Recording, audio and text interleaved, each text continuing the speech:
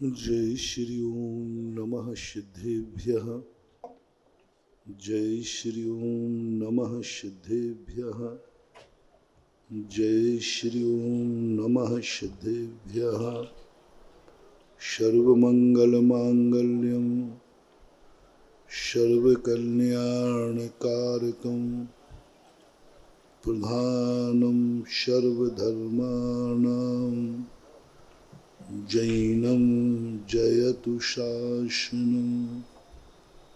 जैनं जयतु शासनं। पंच परमेष्टि भगवान की आचार्य श्री गुरुवर कुंद कुंद महाराज की आचार्य श्री गुरुवर विद्यासागर महाराज। हम सभी के आराध्य जगत पूज निर्यापक श्रीमद परम पूज मुनि पुंगव सुधा सागर जी महाराज की जय हो। मुनि संघ की जय हो।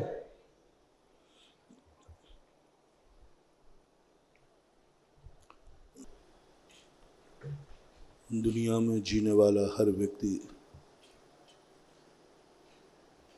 कहीं न कहीं से किसी न किसी का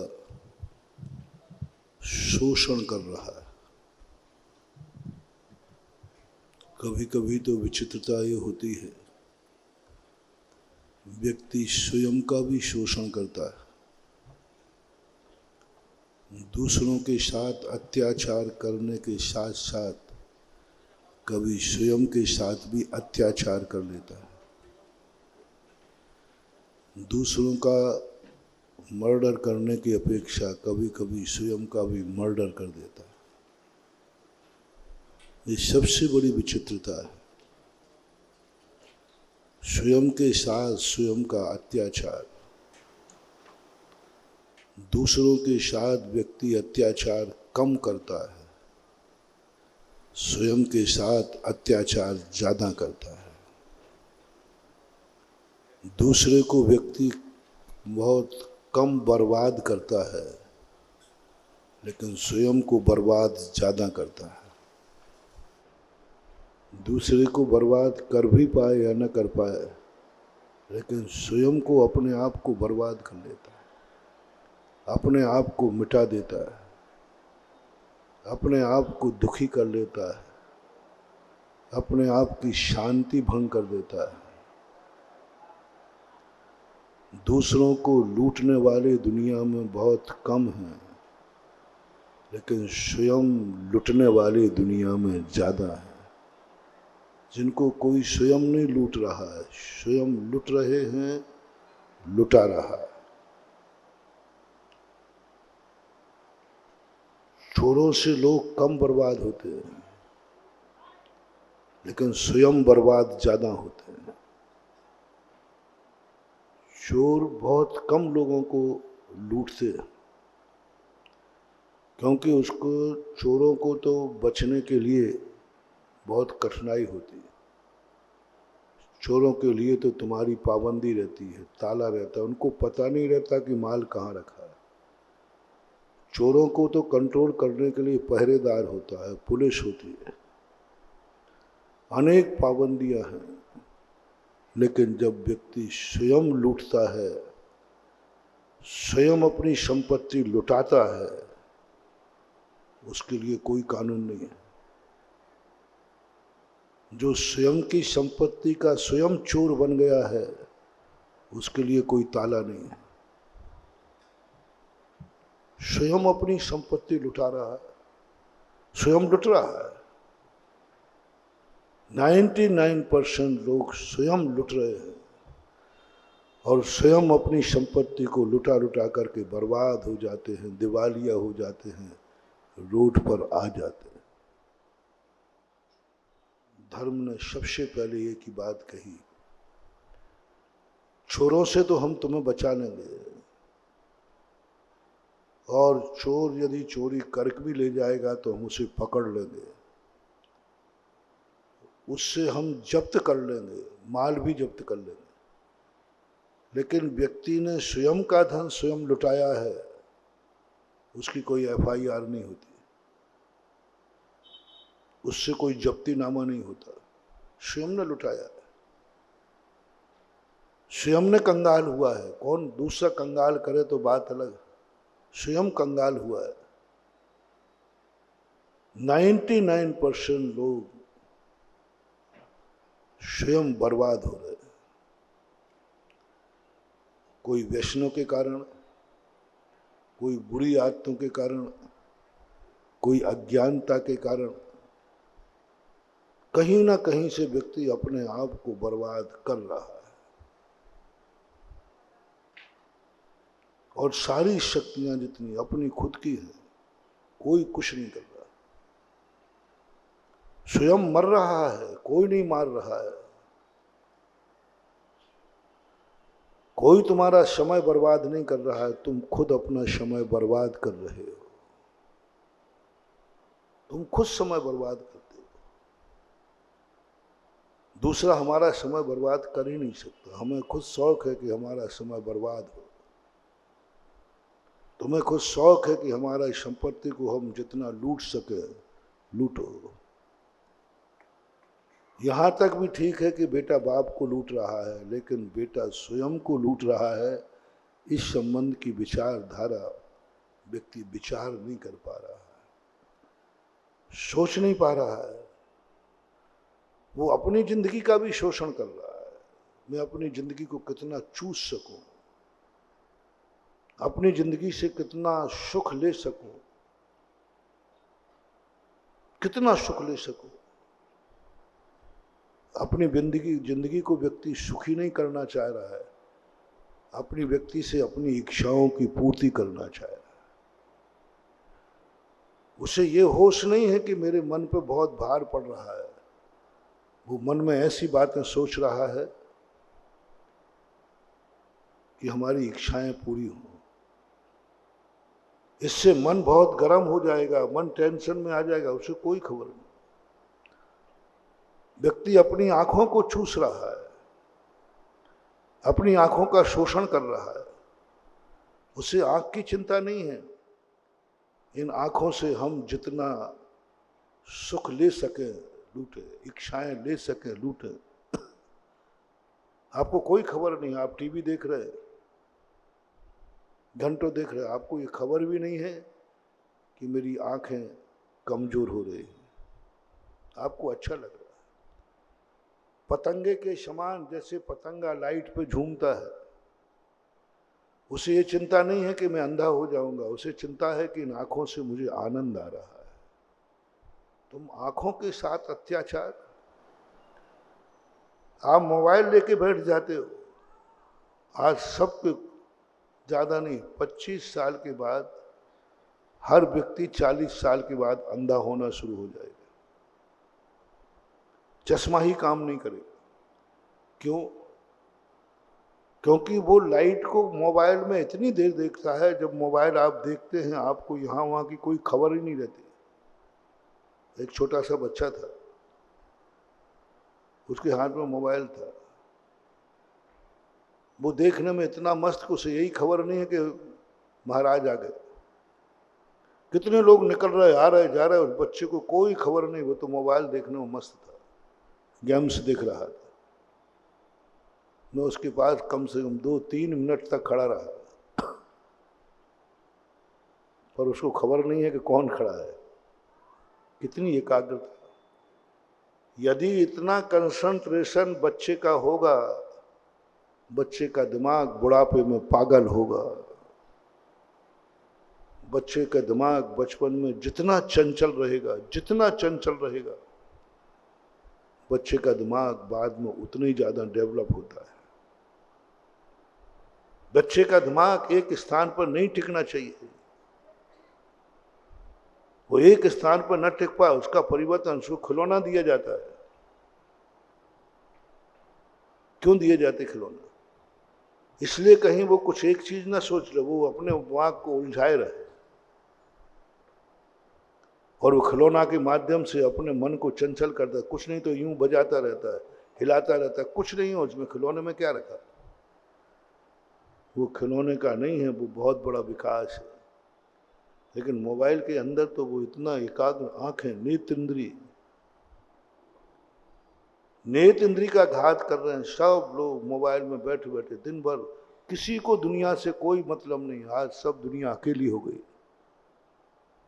आज कॉलोनियों में घूमो, कोई बाहर दिखते ही नहीं। बड़े बड़े मकान लोग हैं नहीं, सब अपने टीवी में मोबाइल में बंद। सारी दुनिया उनके घर में है।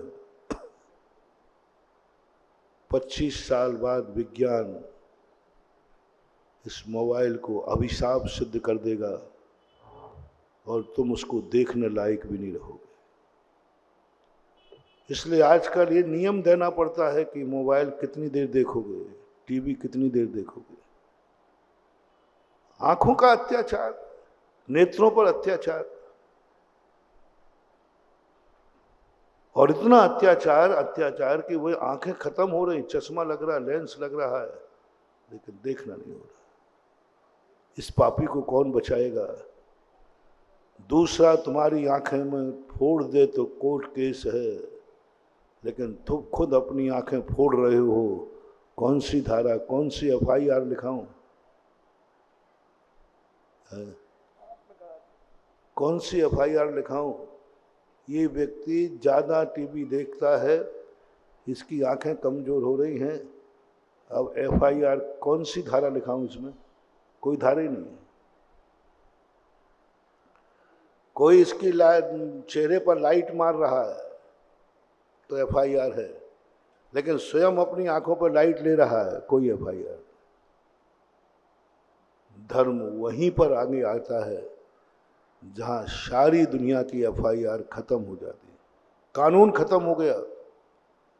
अब गुरु कहते हैं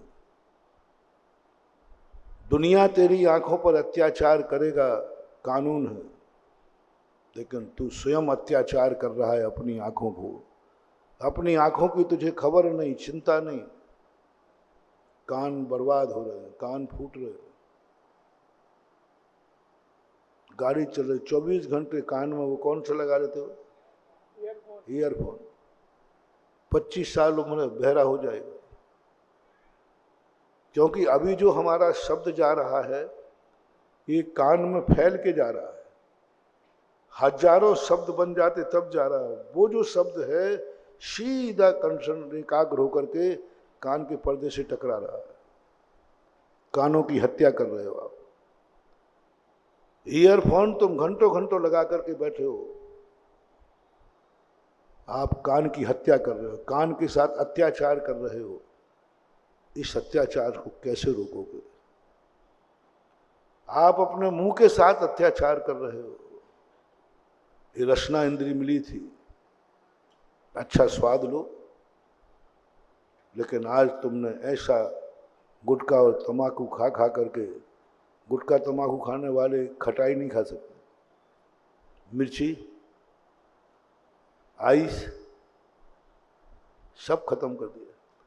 एक गुटखे के स्वाद ने तुम्हें इतना अत्याचार कर दिया कि जो रसना इंद्री कुदरत ने दी थी मजा लेने के लिए, स्वाद लेने के लिए, उसको तुमने इतना अत्याचार किया, इतना अत्याचार किया, अब वो कोई स्वाद लेने लायक नहीं रहे। इसलिए महानुभाव, कल जो मैंने कहा था, सबसे पहले तो तुम जिंदगी को चाहो, जिंदगी से मत चाहो। अपनी आंखों को चाहो, आंखों से मत चाहो। आंखों को चाहो, मेरी आंखें सलामत रहें। आंखों से मुझे क्या मिल रहा है? थोड़ी देर के लिए इस दृष्टि को हटा दो। साधु अपनी आंखें बंद क्यों करता है? ध्यान के समय बंद क्यों होती है? जाप के समय बंद क्यों होती है? वो चाहता है मुझे आंख से कुछ नहीं चाहिए, मुझे आंख चाहिए। मैं आंख से अत्याचार नहीं कर, आंख का शोषण नहीं करूंगा। 10 प्राण होते हैं, लोग मात इसी को ही, जैनी लोग मात इसी को अत्याचार हिंसा मानते हैं कि पानी छान के पीना, जीव न मर जाए, चींटी न मर जाए। लेकिन इससे बड़ी भी हत्या है। दूसरा जीव तुम्हारे द्वारा मर भी जाएगा तो भी तुम्हें पाप लगे, ये कोई नियम नहीं है, क्योंकि तुम्हारा मारने का भाव नहीं था। लेकिन स्वयं के लिए सबसे बड़ी चीज, 24 घंटे में सबसे ज्यादा व्यक्ति अपने स्वयं की हत्या करता है। 10 प्राण होते, 5 इंद्रिय, 3 बल, आयु और श्वासोच्छ्वास, ये 10 प्राण है। दूसरे के प्राण लेना ये तो बहुत स्थूल है। दूसरों के प्राण लेने के लिए तो अनेक पाबंदियां हैं, कानून है, मैंने कहा ना, थाने हैं, पुलिस है, सब कुछ है।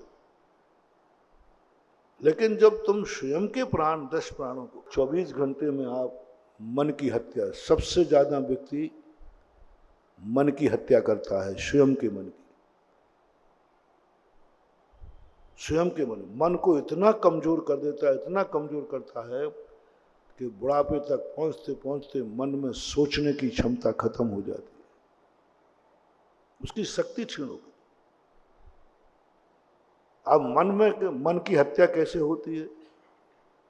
टेंशन से, क्रोध से। टेंशन 5 मिनट का यदि तुमने टेंशन किया तो जो एनर्जी 24 घंटे काम करना थी वो 5 मिनट में खत्म हो जाती है। थोड़ा सा इतनी टेंशन किया, आज बहुत टेंशन है, 5 मिनट, 24 घंटे की एनर्जी खत्म हो गई। और 5 मिनट आपका टेंशन जो होता है उसमें कम से कम 30 सेकंड की क्षमता कम होती है। 1 घंटे के अंदर कितना हो जाएगा? कितना हो गया? दिन भर के अंदर कितना हो गया? पूरी जिंदगी में आप अपने मन के 15 से 20 साल आप मन को पहले ही मार देते हो। मरने के पहले मन काम करना बंद कर देता है। एक्सीडेंटल केस नहीं कह रहा हूं, क्योंकि तुमने मन को इतना सताया, इतना सताया, इतना टेंशन दिया कि मन की अब क्षमता ही खत्म हो जाती। मन सोचने की शक्ति खो बैठता, बोले मैं क्या करूं, इन्होंने इतना टेंशन दिया, दिन भर टेंशन, घंटा भर हो गया, 2 घंटे हो गए, 3 घंटे हो गए, 4 घंटे हो गए, टेंशन खत्म ही नहीं हो रहा। 24 घंटे टेंशन। तुम उस समय मन के हत्यारे हो, मन पर अत्याचार कर रहे हो, तुम हिंसक हो। और जिस समय तुम्हारा मन में टेंशन चल रहा है उस समय मरण हो जाएगा तो एक हत्यारे की जो दुर्गति होती है वो तुम्हारी हो गई। हमारे यहां सबसे पहला प्रयास करो अपनी जिंदगी में, दूसरों को तुम टेंशन देते हो वो बात नहीं कर रहा हूं, तुम टेंशन में मत रहो। अपदीपो भव, वो सेकंड नंबर पे है कि मैं दूसरे, वो तो धर्मात्मा की निशानी है। पहले इंसान की निशानी, जीवन की निशानी कि सबसे पहले मैं अपने मन को कभी टेंशन में नहीं रखूंगा, मैं कभी टेंशन नहीं करूंगा। और कभी टेंशन आए तुरंत झड़क देना, नहीं, मैं अपने खुद के मन की हत्या नहीं कर सकता, नहीं करूंगा मैं अपने मन की। और मन को इतना तत्व चिंतन में डाल दो।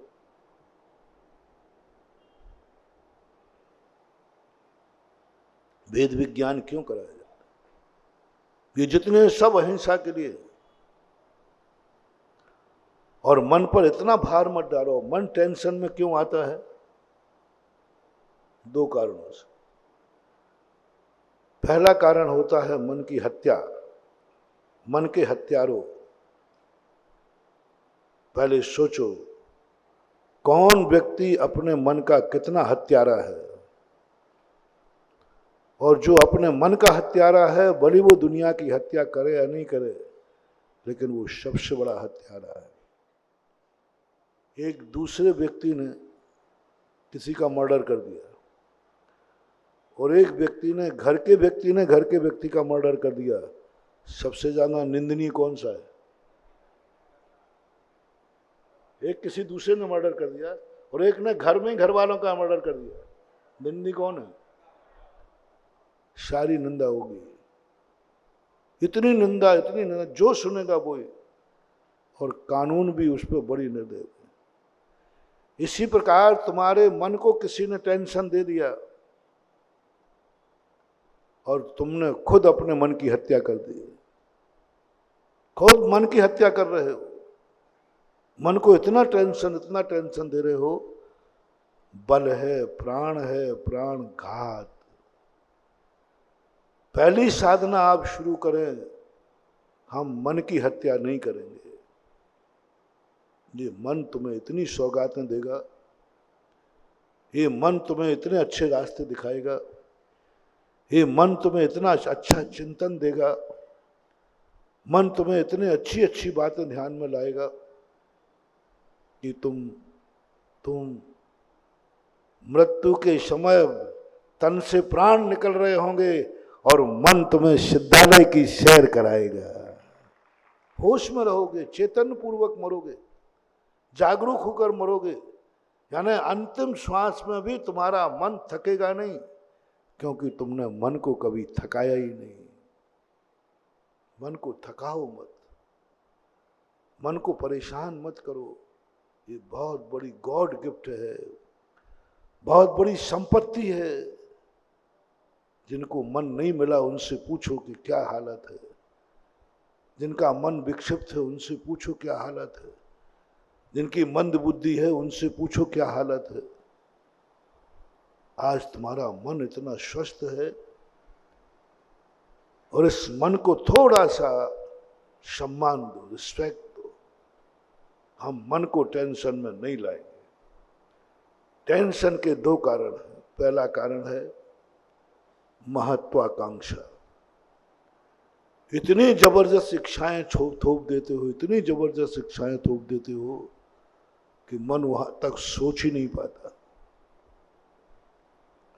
विचार ही नहीं करता। दिन भर सोचते सोचते थक जाता है, पर तुम्हारी इच्छाओं को पाने का वो उपाय नहीं सोच पाता। अब तुमने एक टेंशन दे दिया, यहां से ऐसा कौन सा जीना बन सकता है जो सिद्धालय तक जाएगा। टेंशन दे दो। अब बेचारा मन क्या करेगा? हे मन, सोच, कोई रास्ता बता। वो करके जैसा जीना लगता होता। इसके लिए बहुत बहुत बड़ी। एक बार बादशाह ने कहा, हवा नहीं चल रही थी, तो आकाश में हवा चल रही थी, कोई ऊपर ध्वजा उड़ रही थी। बोले बीरबल, देखो गर्मी बहुत है, हवा चल, समय कूलर पंखे थे नहीं, देखो ऊपर वो कितना ऊंचा झंडा लगा, वो हिल रहा है, यानी हवा वहां है। काश मेरा महल आकाश में हो तो कैसा रहेगा। बीरबल, जाओ आकाश में महल बनाओ। और बीरबल ने कहा कि ये ऐसा टेंशन है, ये राजा ने भी टेंशन पाल लिया और हमें सबको टेंशन देगा, और पूरी जिंदगी निकाल दूं तो आकाश में महल बनने वाला नहीं है। अब करें क्या? कोई पहले प्लेन तो था नहीं कि लग्जरी प्लेन। और जो बड़े आदमी होते उनको मना करना वो पसंद नहीं करते। बीरबल तो तुरंत बोले बन जाएगा तो। लेकिन बीरबल जानते हैं कि ये बनने वाला नहीं, हम कितना भी टेंशन लगाने होने वाला नहीं। तो 6 महीने से पूरा खर्चा पानी उठाया और एक कबूतरों को पाला, कबूतरों को सिखा दिया। और राजा साहब आए, कबूतरों को उड़ा दिया।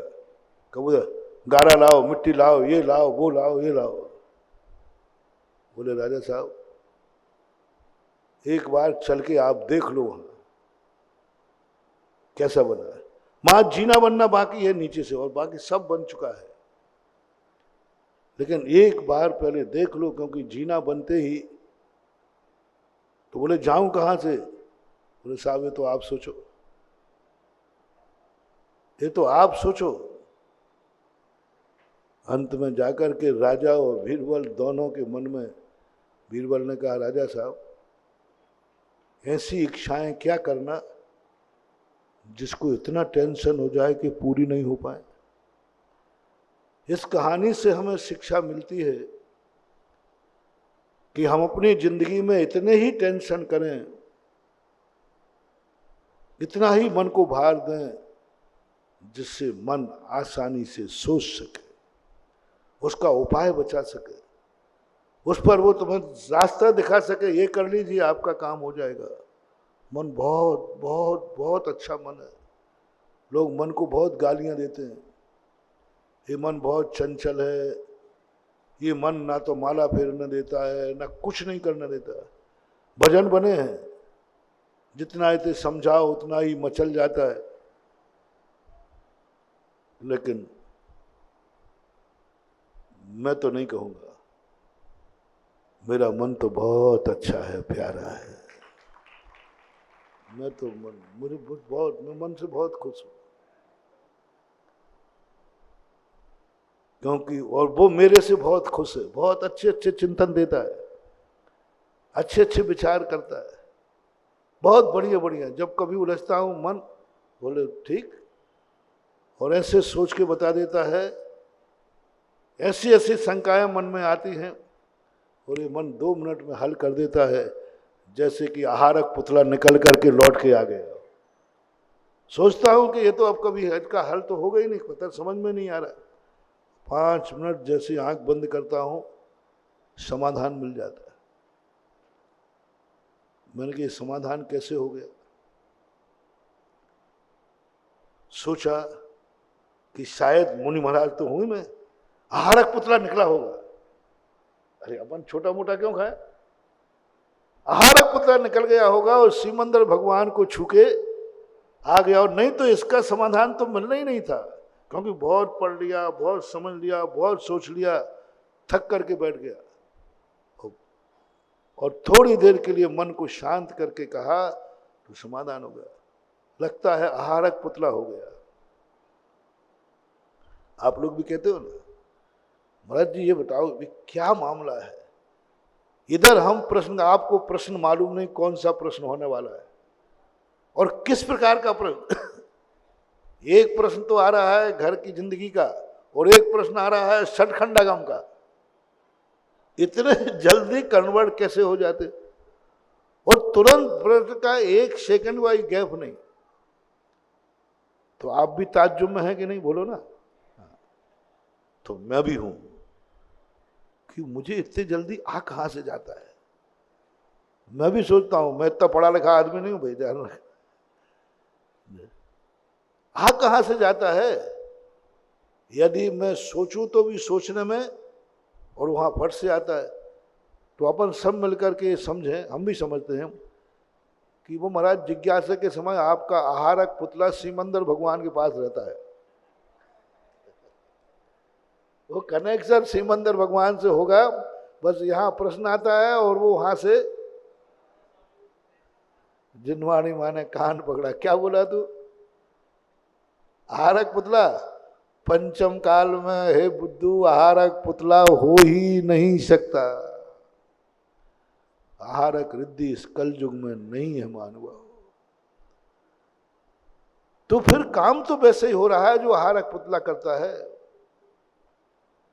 आहारक पुतला है नहीं और कार्य वही हो रहा है जो आहारक पुतला का काम है। कहां से आ गया ये 5 मिनट में समाधान?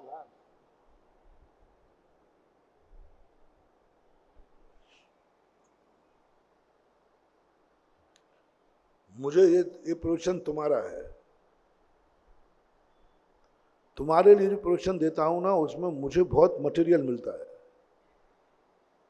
बहुत मिलता है। इतना मैं अकेले में सोचूं तो नहीं आता। जितना अच्छा मैं बोल लेता हूं उतना अच्छा मैं अकेले में सोच नहीं पाता। जितना अच्छा मैं समाधान तुम्हें जिज्ञासा में दे देता हूं, अकेले में बैठकर उतना अच्छा समाधान नहीं आता, नहीं आता। सोचना पड़े कौन कर रहा है। आहारक रिद्धि है नहीं, पक्का है मान। द्वादशांग का पूरा ज्ञान मेरे पास नहीं है, ये भी पक्का है।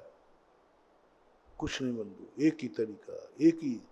मैंने जो उसका रिजल्ट निकाला है, ये सब मेरे मन की खोज है, क्योंकि मन को मैं प्रसन्न रखता हूं तो मन मुझे प्रसन्न रखता है। मैं मन की इज्जत रखता हूं, वो मेरी इज्जत रखता है। मैं मन को कहता हूं, हे मन, मैं ऐसा कोई कार्य नहीं करूंगा जिससे तुझे दुख हो, तुझे टेंशन हो, नहीं करूंगा। आएगा भी तो मैं तुरंत झटक दूंगा, नहीं, मन को टेंशन नहीं दे सकता। आप इतने सालों में ही बताओ, मैं ऐसा करके कब मिला?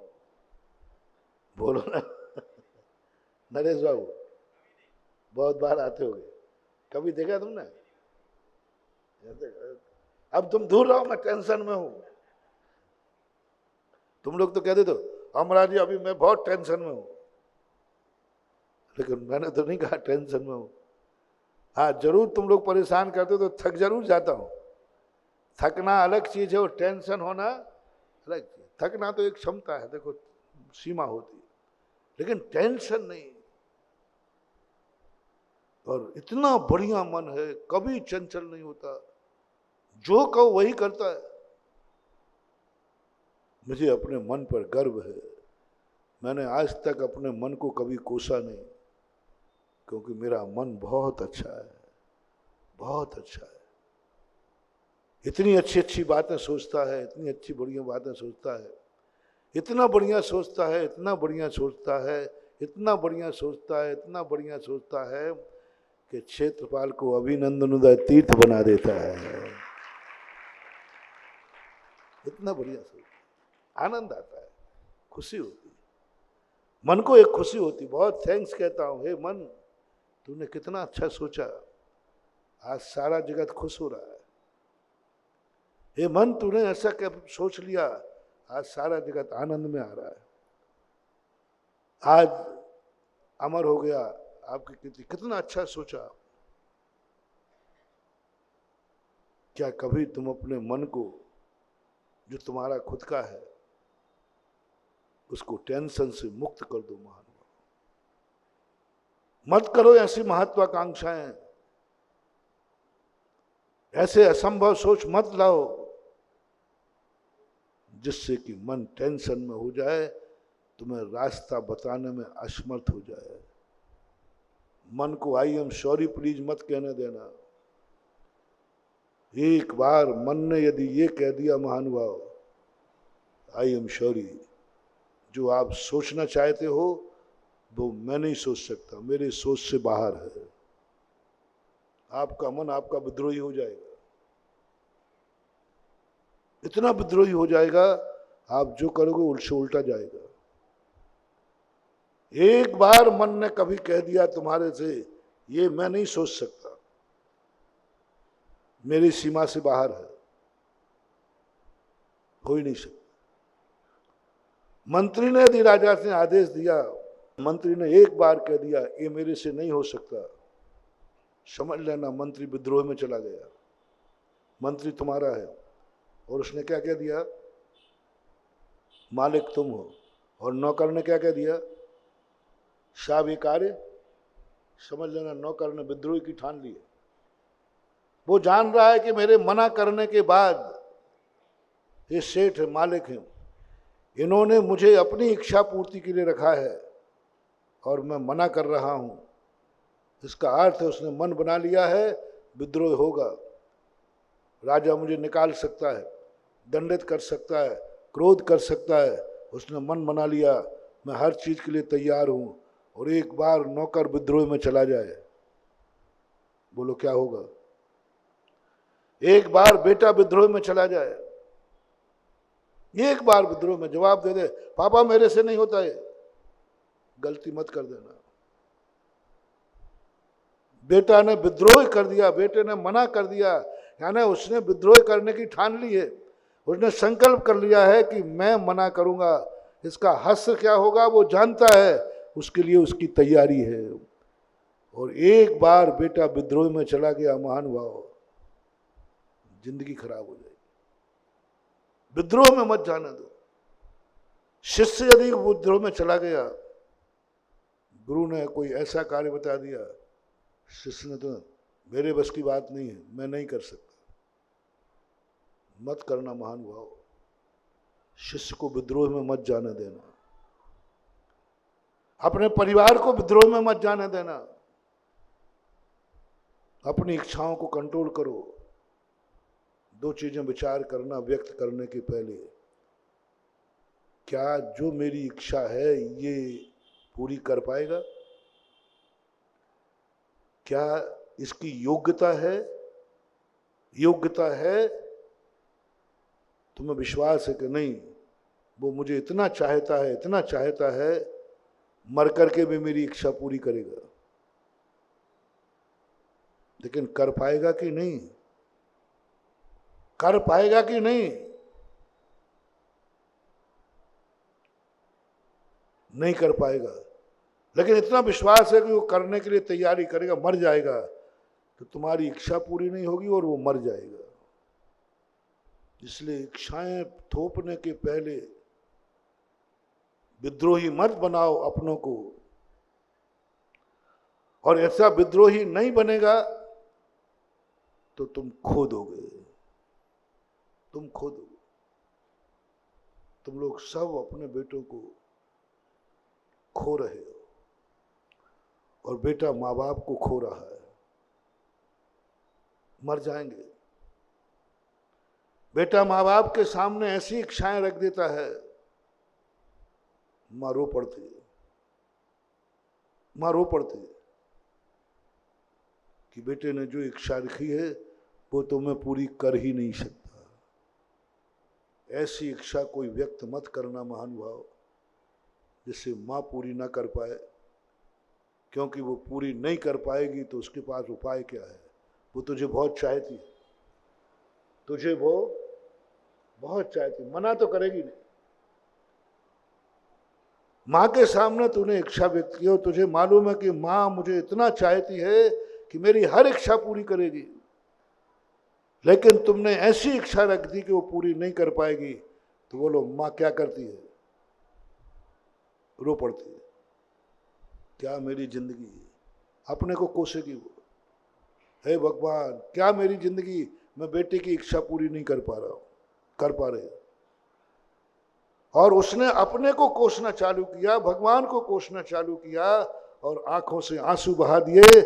जाओ बेटा तुम भस्म हो जाओगे, ना जाने कितने भवों से माँ का दूध भी नहीं पी पाओगे, क्योंकि तुमने माँ के सामने ऐसी इच्छा व्यक्त कर दी जो पूरी न कर पाई और रो पड़ी। मना तो नहीं करेगी लेकिन पूरी भी नहीं कर पाएगी।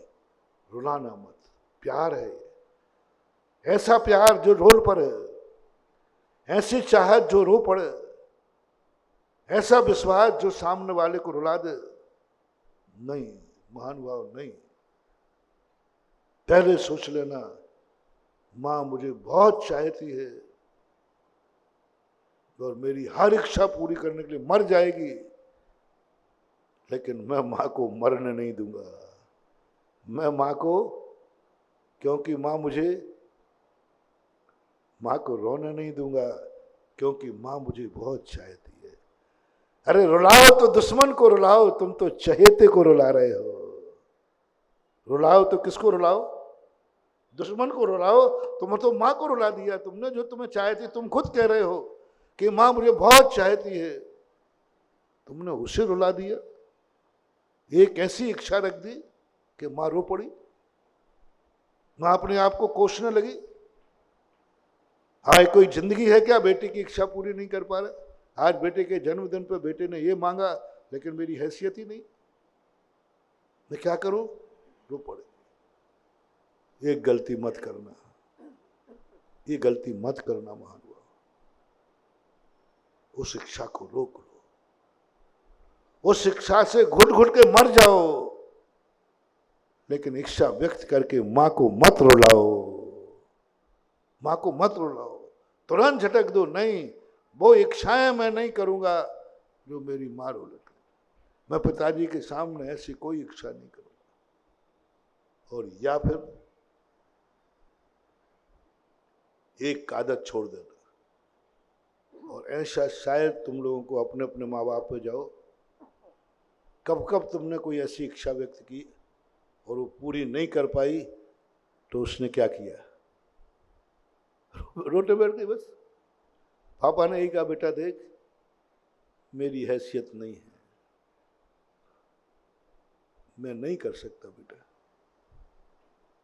तू पड़ोसी को मत देख, उसकी हैसियत। और बच्चा कहाँ देख के आया था, पड़ोसी में देख के आया था।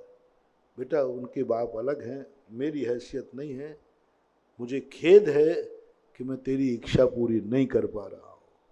पिता ने खेद मना लिया तेरी इच्छा के खातिर, तेरी इच्छा का। दूसरा कारण,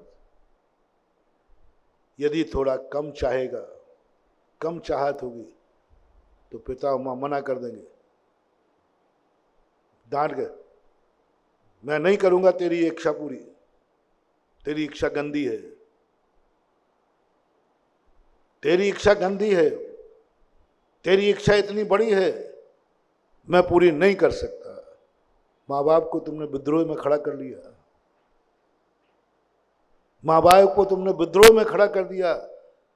माँ बाप कभी बेटे से कह ही नहीं सकते कि मैं इच्छा पूरी नहीं कर सकता हूं, लेकिन आज तुम्हारे माँ बाप ने स्पष्ट ताकत गा दी, छोकरा क्या बोलता है, ये करेगा, 3 काल में 100 मूड के हो जा, तेरी इच्छा मैं पूरी नहीं करूंगा। कभी कभी कुछ बेटों की इच्छाओं के सामने माँ बाप ऐसा बोलते हैं कि नहीं, नहीं करूंगा, नहीं करूंगा, मैं इच्छा पूरी नहीं करूंगा, समर्थ है तो भी नहीं करूंगा, समर्थ है तो भी नहीं करूंगा, नहीं करूंगा, जो करना है सो कर ले, रोना है सो रो ले, मरना है तो मर जा। मानभाव। दूसरा मोटिवेशन, अपने माँ बाप के सामने इच्छा व्यक्त करते समय इतना सोच लेना, कहीं माँ बाप मेरे विद्रोह में तो खड़े नहीं हो जाएंगे, कहीं माँ के पिता के मुख से ना शब्द तो न निकल जाएगा। कभी भी जिंदगी में ये साधना करो, मैं अपने माँ बाप में से आज तक कभी मैंने ना शब्द नहीं सुना, ना शब्द नहीं सुना। मैंने अपने पिताजी से ना शब्द नहीं सुना जिंदगी में। मैंने कहा हो और उन्हें कह दिया हो, नहीं हो सकता, मैं नहीं कर सकता। जिन्होंने ये शब्द नहीं सुना हो वे धन्य हैं, वे भव भवांतरों में कभी अनाथ नहीं बनेंगे, क्योंकि उन्हें माँ बाप को कभी ऐसा टेंशन नहीं दिया, ऐसी इच्छा नहीं की जिसके लिए बेटे को मना करना पड़े। आज नियम ले लेना, हम ऐसी कोई इच्छा माँ बाप के सामने नहीं रखेंगे जो वो रो पड़े और या वो मना कर दें। हम पहले देखेंगे, मेरे कहते ही माँ खुशी से आनंद से भर जाएगी, मेरे खुशी होते कहते ही माँ कहेगी बेटा कोई बात नहीं, यही मैं चाह रहा था, सब तेरे लिए था, ये तो हो जाएगा। तुम्हारी इच्छा पर माता पिता का चेहरा खिल जाए, जाओ तुम्हारी इच्छा पूरे बिना नहीं रहेगी और तुम एक ऐसे माता पिता के यहाँ जन्मोगे जहां किमिक्षिक वरदान देने की बात आएगी। बस तुम्हें एक साधना करना है, जो भी इच्छा मैं उनके सामने करूंगा उनका चेहरा खिल जाएगा, आनंद से भर जाएंगे। अच्छा बेटा ये बात है, ओह मेरे बेटे ने इतनी अच्छी इच्छा की, मेरे बेटे ने इतनी अच्छी मांग की। और पिताजी ये कहे, मेरे बेटे ने आज तक मुझे कभी टेंशन नहीं दिया, मेरे बेटे ने आज तक मेरे सामने मुझे मजबूर नहीं किया, आज तक मेरे बेटे ने कुछ भी होता गया उसका एक ही ध्यान रहता है, मेरे माँ बाप को मैं टेंशन नहीं दूंगा। यदि ये कार्य तुमने कर लिया, एक दिन तीर्थंकर जैसे माता पिता तुम्हारे होंगे, तुम उनके बेटा होगे, अच्छे माता पिता मिले, क्योंकि मात्र एक कार्य करना है। इसी प्रकार और संबंधी जो तुम्हारे हैं, और इनका बात एक ही दूसरा का, 2 कारण। तीसरा कारण और बता दूं जो कल बताया था, हमें माँ बाप से कुछ नहीं चाहिए, हमें, बोलो ना कल का पॉइंट, से हटा दो, से हटा दो, एक दिन तुम्हें मैं तीर्थंकर की गोदी में खिला दूंगा। तुम्हारे तीर्थंकर बे बाप होंगे ऋषभदेव, तुम्हारे तीर्थंकर बाप होंगे शांतिनाथ, तुम्हारे पिता होंगे चक्रवर्ती, तुम्हारे पिता होंगे बलराम, तुम्हारे पिता होंगे राजा महाराजा, तुम्हारे पिता वो होंगे जिनकी सारे जगत में इज्जत होगी। माँ तुमने एक ही बात कही, मुझे माँ बाप से कुछ नहीं चाहिए। वो 2 पॉइंट तो किसके लिए हैं महाराज? कुछ तो चाहिए। 3 बातें सोचना। फर्स्ट एंड फर्स्ट क्या है? मुझे माँ बाप से कुछ नहीं चाहिए, 0 कर दो, बिल्कुल 0 कर दो। कुछ नहीं, मन से कह दो, वचन से कह दो, काया से कह दो। मन से भी मुझे कुछ नहीं मांगूंगा, वचन से भी नहीं कहूंगा, काया से चाहने की तो बात ही नहीं। मुझे कुछ नहीं चाहिए, बस ये साधना करो, ये वरदान लो। यदि कभी तुम्हें मुझसे आशीर्वाद लेना पड़े, मैं तो यही बात, मेरे भक्त को मेरे आशीर्वाद की जरूरत ही ना पड़े।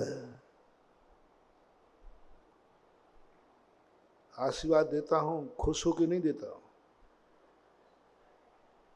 आत्मा जानती है मैं कितना दुखी होता हूं। जब तुम नमोस्तु करते हो और आशीर्वाद लेते हो,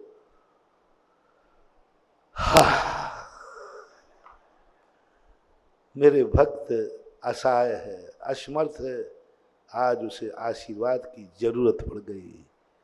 और मेरा मन है कि मेरे भक्त को जिंदगी में ऐसा हो जाए उसको मेरे आशीर्वाद की जरूरत ही नहीं पड़े, मेरा सहारा लेने की जरूरत ही नहीं पड़े। फिर भी कभी तुम लोगे और मैं, बोलो ना, दूंगा, देना पड़ेगा। तो यदि ऐसा करना पड़े तो बस वही वाली बात, माँ बाप को रोने मत देना और माँ बाप को विद्रोह मत होने देना। ये 3 बात। फर्स्ट साधना क्या है? हमें माँ बाप से कोई इच्छा पूरी कराना ही, मुझे माँ बाप से कुछ नहीं चाहिए, बस मैं माँ बाप को सुखी देखना चाहता हूँ। मैं माँ बाप को बस अपनी आंखों के सामने देखना चाहता हूँ। मैं माँ बाप को सुबह शाम पैर छूना चाहता हूँ। मैं माँ बाप को मात सुबह शाम पैर छूना चाहता हूँ। मैं माँ बाप को कुछ नहीं चाहिए, मैं बाप की सुबह शाम भैयावृत्ति करना चाहता हूँ। सब देखना। तो माँ बाप किस लिए चाहिए? जिससे तुझे वसीयत मिले? नहीं नहीं नहीं, कुछ नहीं, इसलिए कि मैं उनके सुबह शाम पैर छू सकूं,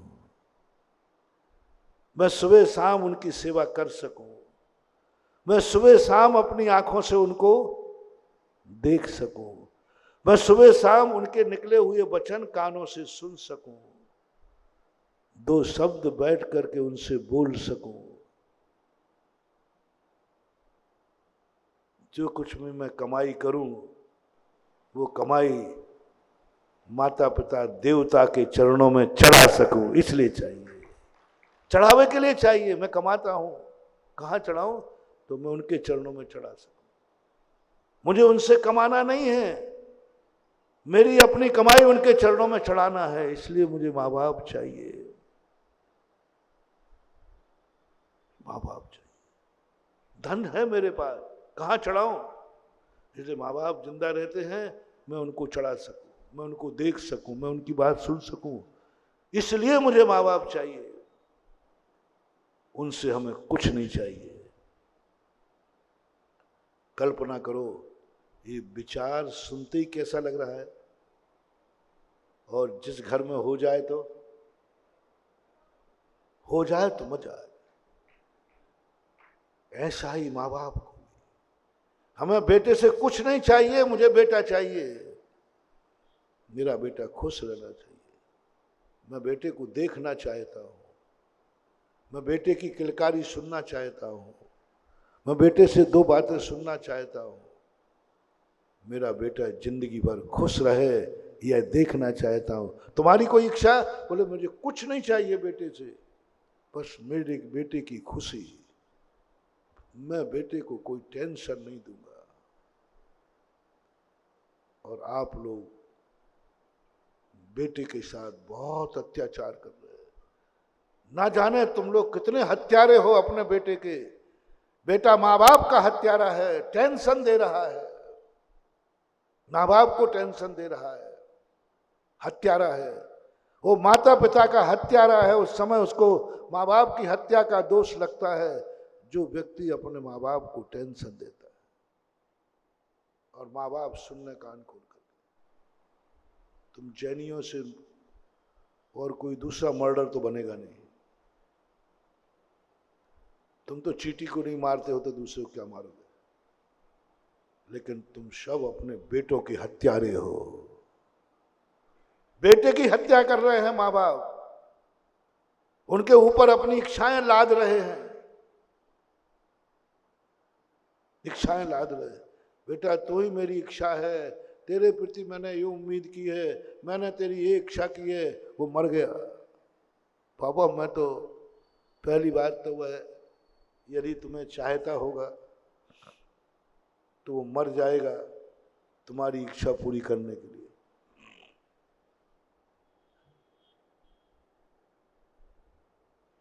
मर जाएगा, रो पड़ेगा वो। मेरे सामने शायद एक बार सुनाया था, सुनो बेटों की हत्यारों, वो कानून वाले हत्या नहीं, कानून वाला प्राण लेने वाली हत्या नहीं, जो हत्या को मैंने कोड किया है। एक बेटा, मैं कोटा में था, बेटा आया, वो नमोस्तु करते करते बहुत देर तक उसने गर्दन नहीं उठाई। देखा तो वो सिसकी भर रहा था, रो रहा था। मैंने क्या बात है बेटा? बोले कुछ नहीं महाराज, आपका दर्शन करने आया था। नहीं आंसू क्यों? बोले यूं महाराज जी आ गया। मैंने कहा नहीं, ये खुशी के आंसू तो नहीं है। मैंने उसको बैठाया। बोले क्यों? बोले महाराज जी मैं मरना चाहता हूँ, मैं मरने के लिए जा रहा हूँ। बस मेरे मन ने एक बार कहा, मर ही रहा है तो गुरु के दर्शन करके मर जा। अंतिम आपका दर्शन करने आया हूँ और मैं मरने जा रहा हूँ। महाराज जी मुझे बचाना मत, आप मुझे समझाना नहीं, मुझे नहीं बचाना। जितना आप समझाओगे मैं सब समझ चुका हूं। मैंने भी मन को खूब समझा लिया, लेकिन महाराज आप समझाना मत, आप मुझे बचाना मत, आप तो आशीर्वाद दो। मैंने कहा नहीं, मैं तुझे समझाऊंगा भी नहीं, मैं तुझे बचाऊंगा भी नहीं, लेकिन मेरा मन है कि मरना ही है तो थोड़ा मुहूर्त देख के मर। अच्छे मुहूर्त मार, मैं मुहूर्त सोच दूंगा। मन की पूरी कहानी बता क्या है, क्यों मरना चाहता? बोले महाराज जी मेरे मम्मी पापा मुझे बहुत चाहते, बहुत चाहते। दुनिया में ऐसे माँ बाप कोई नहीं चाहता जितना मुझे चाहते, इसलिए मैं मरना चाहता हूँ। मैंने पागल हो रहा है, चाहते हैं फिर मरना? बोले महाराज मेरे से इतनी माँ बाप चाहते हैं, उनकी सारी उम्मीदें मेरे ऊपर है। मम्मी हमेशा एक ही बात कहती, बेटा तू ही मेरा दीपक है, तू ही मेरी उम्मीद है, मैंने भावना भाई है, तू IAS ऑफिसर बन, मेरी इच्छा है, मेरी इच्छा है तू IAS ऑफिसर बन। ये माँ की इच्छा है। और मैं माँ को इतना चाहता हूं कि मैं उनकी इच्छा पूरे के ना बिना जिंदा नहीं रहूंगा। और इतना पक्का है कि मैं इच्छा पूरी नहीं कर पाऊंगा। अब आप बताओ, आप कहो कि माँ बाप को मना कर दो, नहीं मैं माँ बाप को मना नहीं करूंगा, क्योंकि माँ बाप को मैं भी चाहता हूं, माँ बाप मुझे चाहते, मैं मना नहीं करूंगा। सीधा कह दो कि नहीं करना, मैं नहीं बन सकूंगा, मैं नहीं पढ़ूंगा, मैं नहीं जाऊंगा कोचिंग पढ़ने। बोले नहीं मैं तो नहीं कर सकता। मम्मी पापा को मैं मना कर दूं, मैं उनको भगवान मानता हूं, आपसे भी बड़ा मेरे माँ बाप है। उसने एकदम कह दिया उनके लिए मैं मर जाऊंगा, मना नहीं करूं। तो फिर बन के दिखा। बोले बन नहीं सकूंगा, क्योंकि मेरी इतनी ताकत ही नहीं, मेरी इतनी बुद्धि ही नहीं, मैं इतने अच्छे नंबर ला ही नहीं सकता, इतना बड़ा कंपटीशन कर नहीं सकता। मैंने प्रयास करो, जब माँ को तो इतना चाहता। बोले महाराज मैं कितना प्रयास कर लूं, मैं आईएएस ऑफिसर नहीं बन सकूंगा। मेरी ताकत मैं जानता हूं, मेरा पढ़ाई मैं जानता हूं, आप कोई उपाय का महाराज मैं नहीं पढ़ पाऊंगा, कंपटीशन फाइट नहीं कर पाऊंगा मैं, और मां को मना नहीं कर पाऊंगा, इसलिए मैंने मन बनाया है कि मर जाओ। ऐसा मरने वाला केस पहली बार देखा था है। दुनिया देश में मरता है, हमारे कोई चाहता नहीं, कोई सुनता नहीं, हमारा कोई नहीं, इसलिए मैं मरना चाहता हूं। वो कहता है मेरे तो सब कुछ है लेकिन मैं मरना चाहता हूं। मैंने कहा बेटा मैं मरने से नहीं रोकता हूं, थोड़ा एक दिन रुक जाता हूं।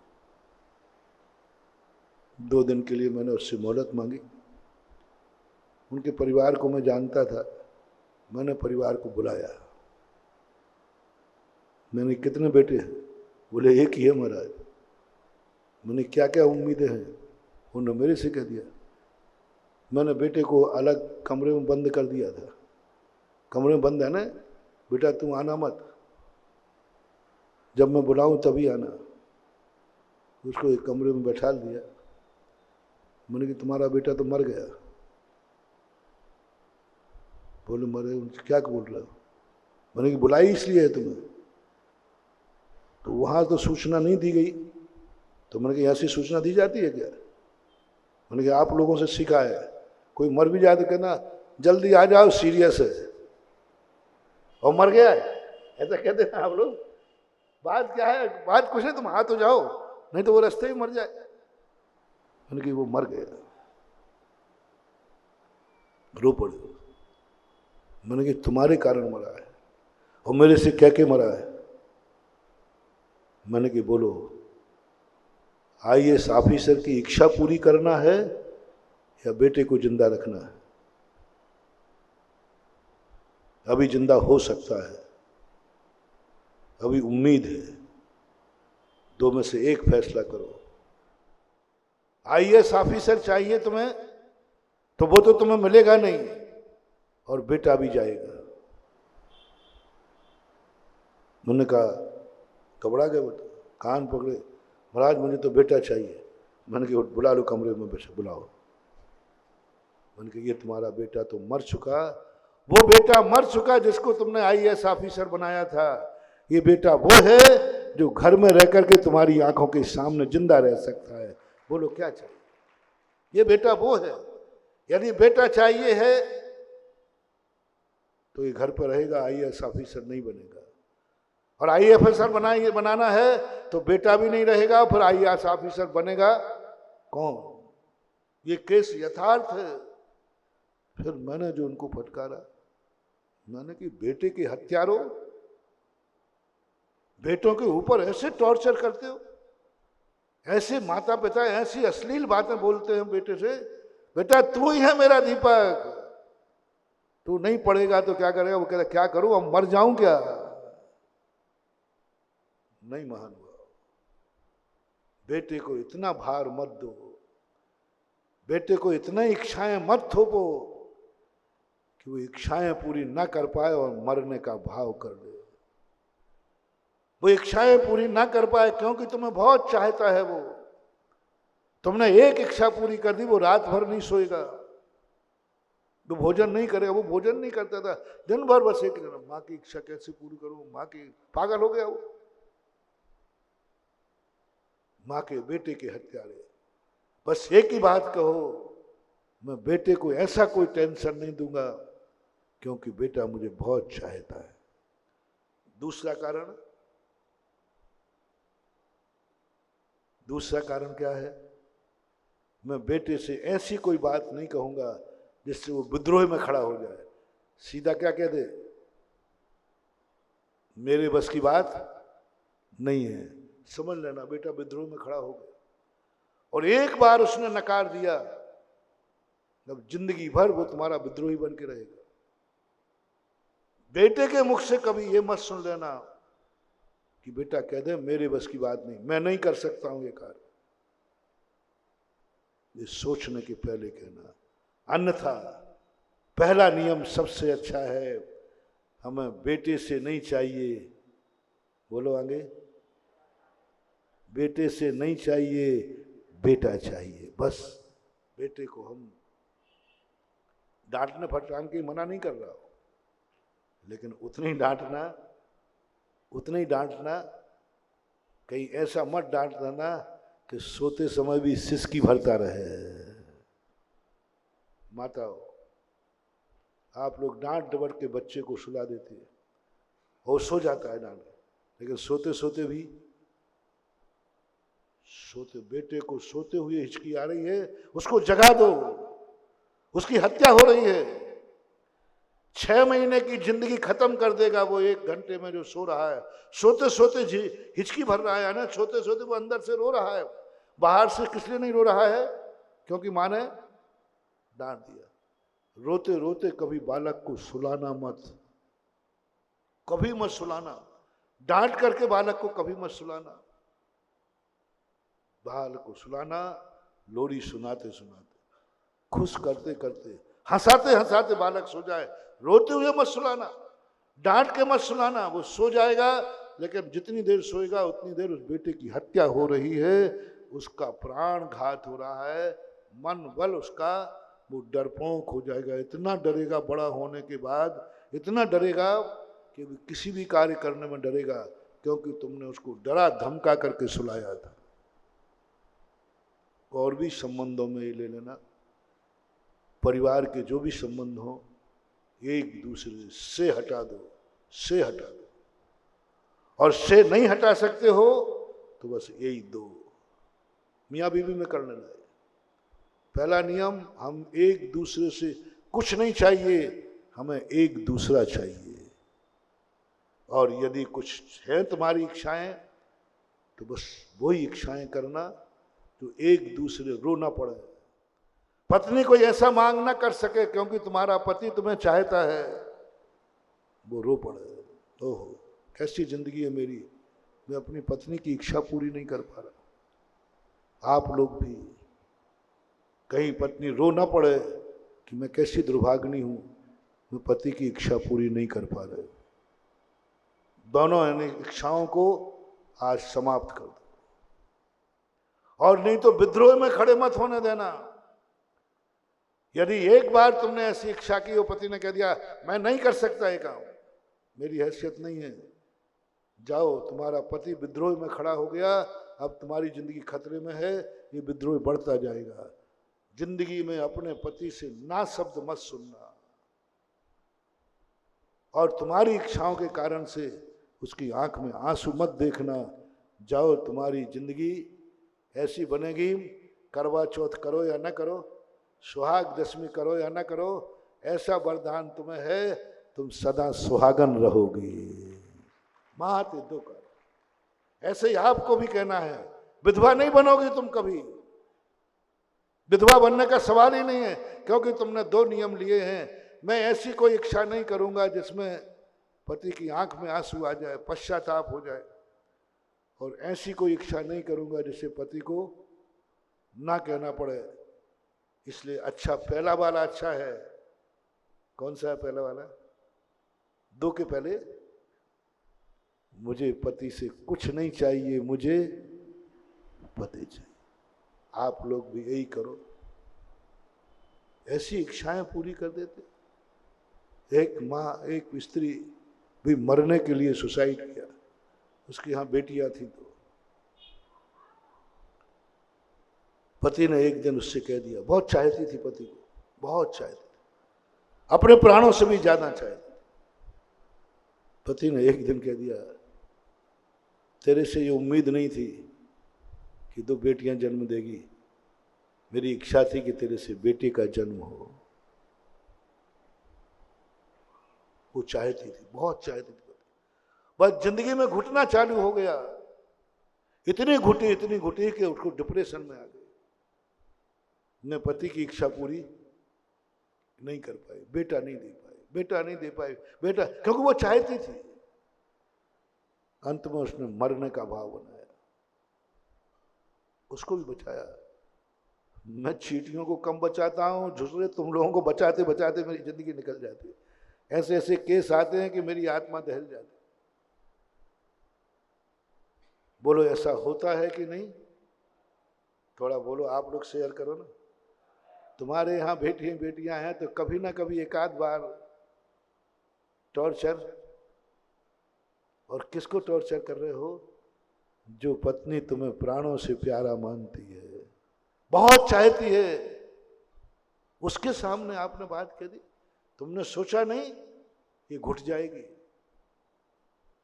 ये घुट जाएगी, ये मर जाएगी, जिंदगी बर्बाद कर देगी, इसको एक ही टीस लगेगी।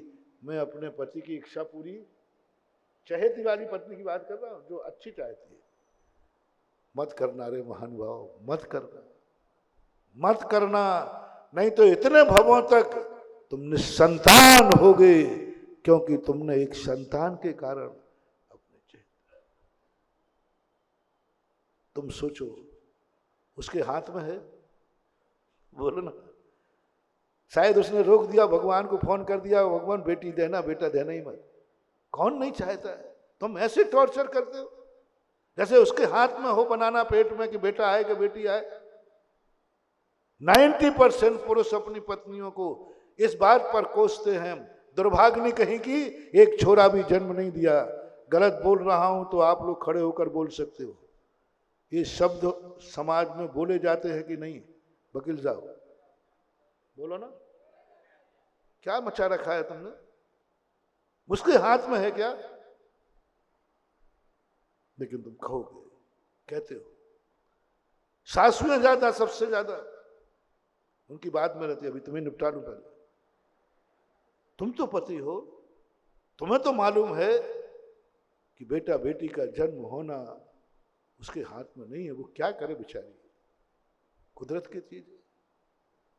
भूल करके भी एहसास मत कराना, बल्कि उसको इतना खुश करो। कौन कहता है हमारे यहाँ बेटी है? कौन कहता है हमारे यहाँ बेटी है? हमें बेटी बेटों से भी ज्यादा प्यारी है। ऐसा भाव व्यक्त करो कि पत्नी खुश हो जाए कि इनको कोई नहीं, हाँ कहोगे नहीं अंदर, ऐसा व्यक्त करो। अरे दुनिया होगा दुर्भागा जिनके बेटे हैं, मैं तो भाग्यवान हूं जो हमारे यहाँ बेटियां हैं। ऐसा प्रदर्शन करो कि पत्नी खुश हो जाए कि मैंने बेटी दी, फिर भी इन्होंने कोई इच्छा नहीं की, इन्होंने एक शब्द भी नहीं बोला, एक शब्द भी इन्होंने नहीं बोला। आज तक मुझे उल्हाना नहीं दिया, आज तक टॉर्चर नहीं किया, आज तक अपने प्रेम में कोई कमी नहीं लाने दी। हो मैं धन्य हो गई ऐसे पति पाकर के। ऐसा यदि तुमने कर लिया तो मान लो, ध्यान मालूम, आपको एक दिन नंदा सुनंदा जैसी स्त्रियां मिलेंगी और आप महान चक्रवर्ती सुभद्रा जैसी मिलेंगी। ऐसे ऐसे ही आप लोगों को सोचो। और भी कोई इच्छाएं हो सकती हैं, वो आप जाने। ऐसी इच्छा व्यक्त नहीं करना। और दूसरी बात, पत्नी को कभी विद्रोह में खड़े मत होने देना। यदि तुमने कहा मैंने इच्छा की थी कि तेरे बेटा हो, दुर्भाग्नि कहेंगे, पत्नी थोड़ी कम होगी ना, हाँ हाँ बोलो करो, क्या करना है, नहीं दिया है, नहीं देना है, बेटी होगी, और भी करोगे तो तीसरी और होगी। स्त्री को किस में चली गई? विद्रोह में। करो, क्या करते हो? तलाक दोगे? हथकड़ियां डलवा दोगे? ऐसा दहेज का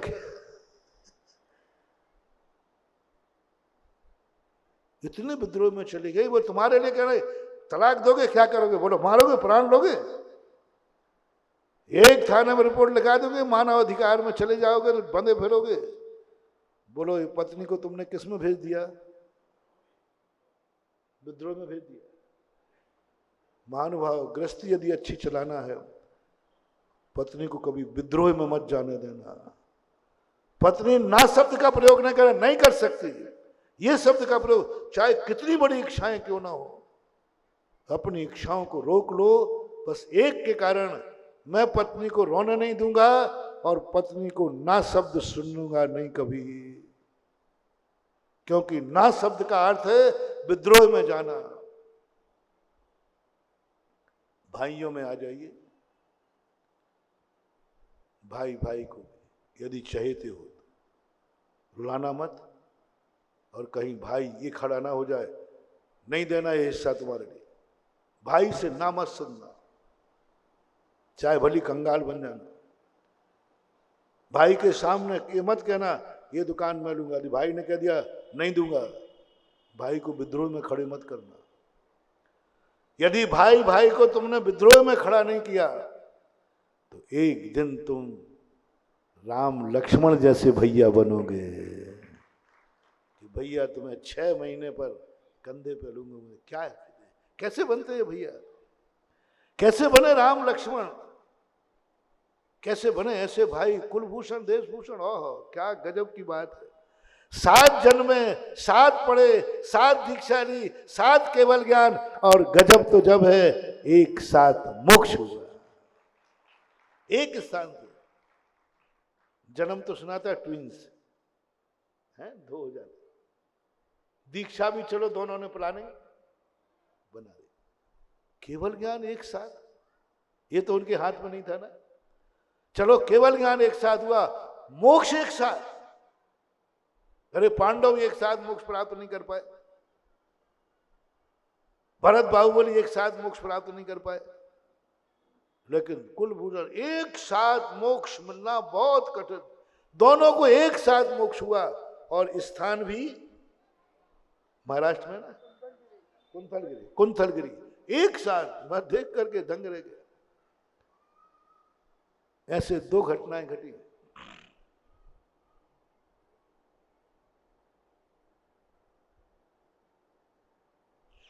तीन प्रसंग ऐसे बड़े महत्वपूर्ण। एक तो राम लक्ष्मण का है ही, लेकिन जैन दर्शन में लव कुश, पावागढ़, लव कुश दोनों एक साथ जन्मे थे, दोनों ने एक साथ दीक्षा ली, केवल ज्ञान प्राप्त किया, मोक्ष प्राप्त किया। पावागढ़ से वहां दोनों के चरण बने हैं मंदिर के सामने, एक ही स्थान है।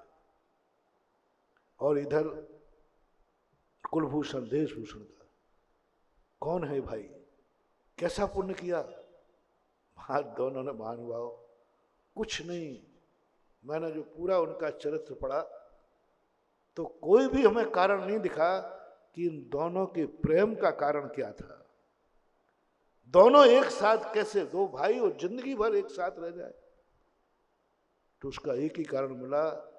दोनों भाइयों का भवांतरों से एक ही चल रहा था, मुझे भाई से कुछ नहीं चाहिए, मुझे भाई चाहिए। और मैं ऐसे कोई भाव नहीं करूंगा जिससे भाई को दुख हो, मैं ऐसा कोई भी इच्छा व्यक्त नहीं करूंगा जिससे भाई मना कर दे। दोनों के नियम थे, मैं कुछ ऐसा कार्य करूंगा ही नहीं जिससे भाई कह दे नहीं ये नहीं हो सकता।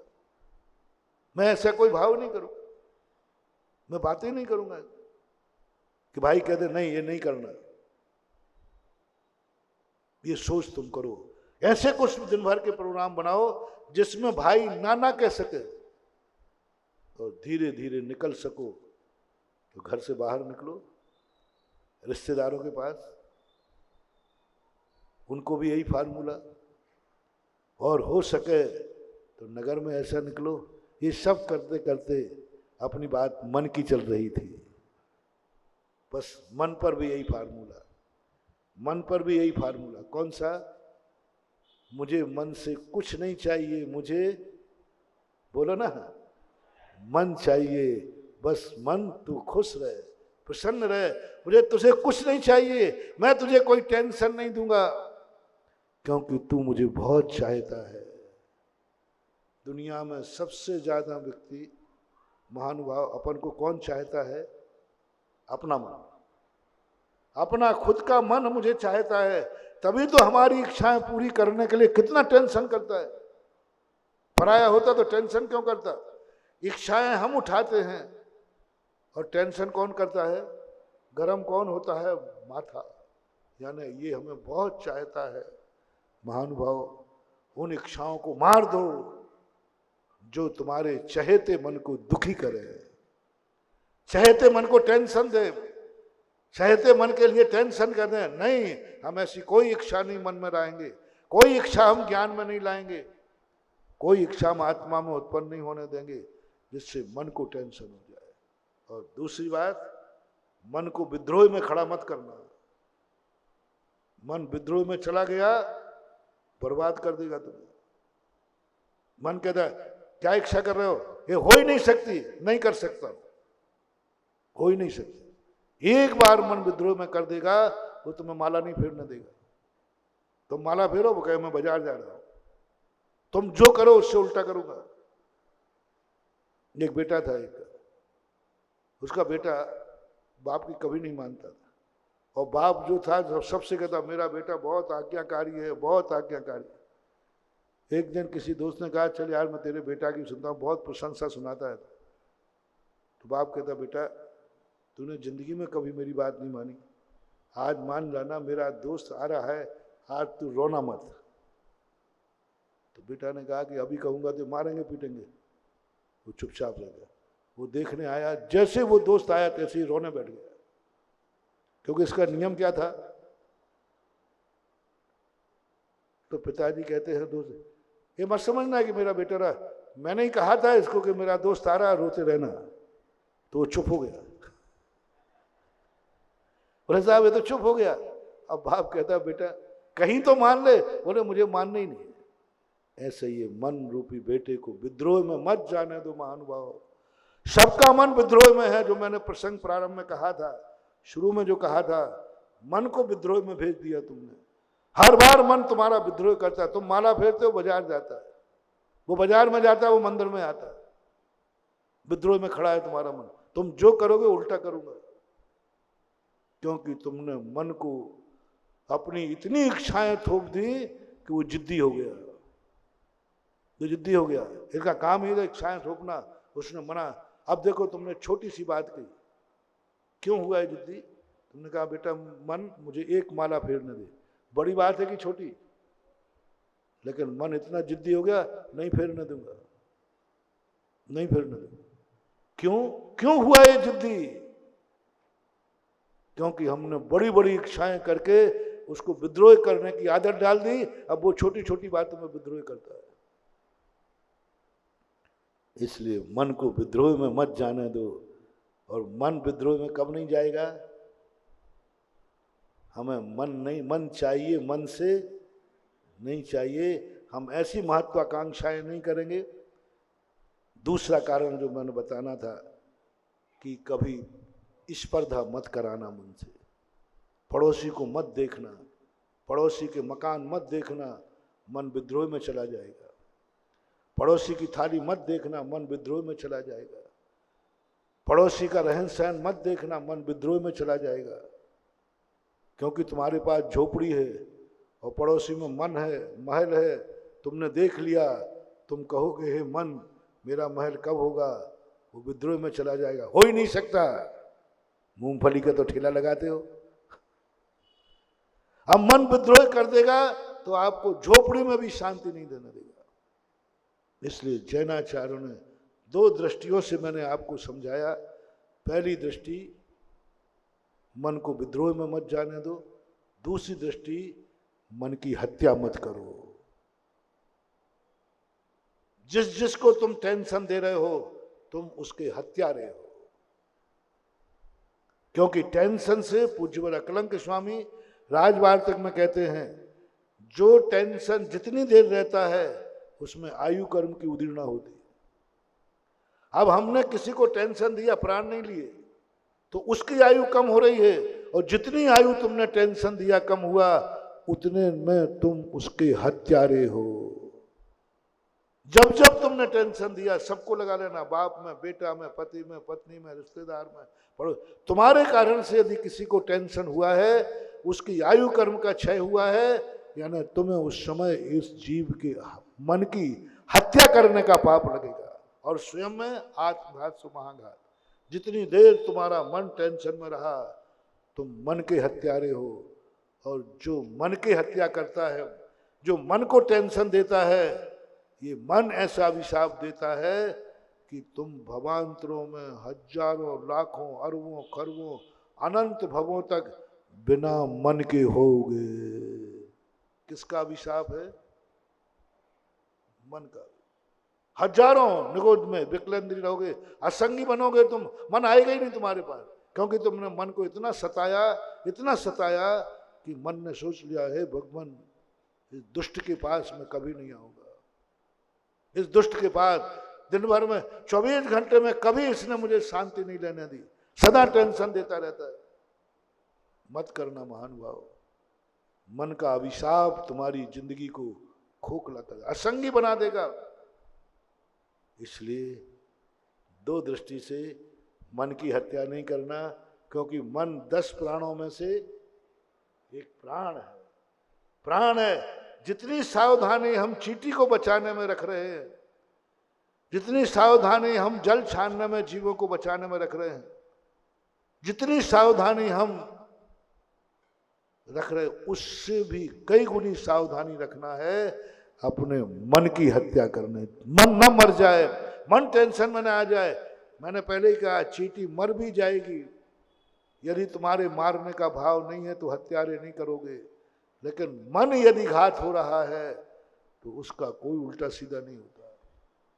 इसलिए मन की हत्या, मन का रूप, ऐसी सभी इंद्रियों पर लगाना। आंखों की हत्या कर रहे हो तुम, टीवी देख रहे हो आंखों की हत्या कर रहे हो, मोबाइल देख रहे हो आंखों की हत्या कर रहे हो। तुम्हें यही खबर नहीं कि इन चीजों से मेरे प्राण इंद्री घात। आंख को प्रसन्न करो, आंख को खुश करो, आंख से ऐसे कोई कार्य देखने को मत कहो, क्योंकि आंख तुम्हें बहुत चाहती है, वो मर करके भी तुम्हें दिखाएगी, फूट करके भी दिखाएगी, नेत्र शक्तिहीन होकर दिखाएगी, क्योंकि आंख तुम्हें बहुत चाहती, तुम जो देखोगे वो दिखाएगी।